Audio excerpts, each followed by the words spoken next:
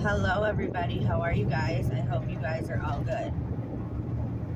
Okay, so last night I was watching this documentary about postpartum psychosis. Now, some of you may know that I covered the Lindsay Clancy case. And they said that that's what she had. Now, she was the mother that hurt and took the lives of her 3 children and then jumped out the window. But there was a lot of different things surrounding her case. But anyway, so I started watching this documentary last night. And it was about postpartum psychosis, women who have had it, experienced it. But it was mainly about this one woman, Carol Coronado. Now, everybody in this documentary except the prosecutor was on Carol's side. They felt bad for her. They thought she didn't deserve to spend her life in prison. Everybody had nothing but good things to say about her. She was the greatest mom, blah, blah, blah. But she had 3 kids in 3 years. And the one woman who was I think a psychiatrist was like, having 3 kids in 3 years would cause any person to lose control, to not be able to handle it, but we expect that from mothers every day. Now, they said 1 in every 10 women will experience postpartum psychosis. 1 in every 4 of those women will actually act on their feelings, on their thoughts, whatever. Now, a bunch of mothers came forward that had gone through this postpartum psychosis, and they had all kinds of intrusive thoughts about harming their children, and it's crazy to me that more of them talked about harming their children than ever considered harming themselves, which I don't know, whatever. Anyway, the point being that I know a lot of mothers, and I don't know anyone who has ever had postpartum psychosis or even postpartum depression that bad. So the one lady was like, well, listen, first of all, the first thing, there's baby blues, which apparently is very, very common in women. 1 in every 3 women gets baby blues, which is just a little bit of depression for the first couple weeks after you have your baby.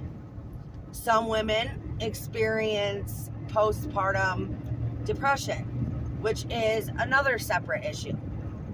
And then all the way at the other end of the spectrum is postpartum psychosis. Now, these women do things, they act on these intrusive thoughts that they have, but they don't see it as themselves doing it because they weren't it wasn't them, basically, is what they say afterwards. They can't believe they did it. They feel extreme guilt, blah, blah, blah. Now, everybody tried to fight for this woman. Even the father of her children did not, he stood by her, which I don't know. I mean, I don't know how I would feel in that situation, but it'd be a very difficult one because he lost 3 of his daughters that day. But everybody stood by her, and she did actually call her mother 7 times that day. So her mom drove school bus, so she couldn't answer her phone through the day. Now, Carol started calling her mother at 6:30 in the morning that day. And she was crying on the messages, and she was like, Mom, I just need you to call me back. Something's wrong. I don't feel right. I need you to call me back. And she called 7 times. Of course, the mom never got any of the messages until she got done with work.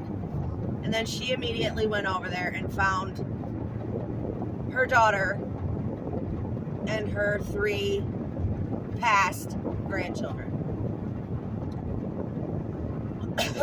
The judge did not see it as a, obviously they pled insanity. The judge did not see it that way. And the judge gave her, found guilty, and she is now serving 3 consecutive life sentences. There was an appeal. They made an appeal in 2018, and her appeal was denied. I want to know where you guys, like, what your guys' thoughts are on this, just because, honestly, before the Lindsay Clancy case, I had never heard of postpartum psychosis. And not for nothing, but, you know, I feel like people will plead insanity to try to get away with something that they did. Now, I'm not saying that that's what happened. I just couldn't imagine having these thoughts about my children. And, I mean, it's mind-blowing. So, anyway, everybody's like, no, she was acting totally fine, blah, blah, blah.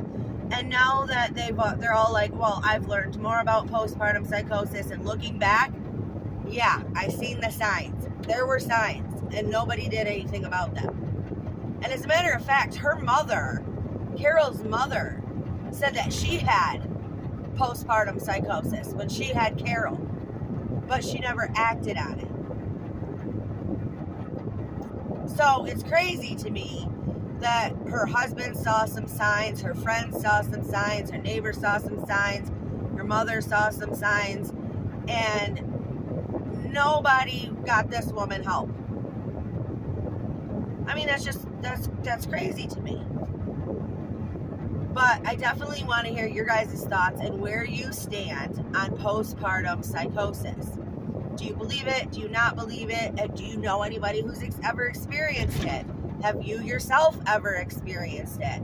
I would love to get some people. I would like to get at least one person, 1 or 2 people that have experienced postpartum psychosis, and I want to bring them on the channel for an interview. I mean, this is so, I don't know. This is so, like, I want to hear more about this, because I just don't understand it, you know? And I had 3 kids in 3 years, and I never had any kinds of bad thoughts or anything like that. So, like, how rare actually is this, or how common is this? Well, let me hear your thoughts down in the comment section below. I love you guys. Stay strong, stay healthy, stay safe. Keep asking those hard questions. Keep spreading that light, and I'll see you next time.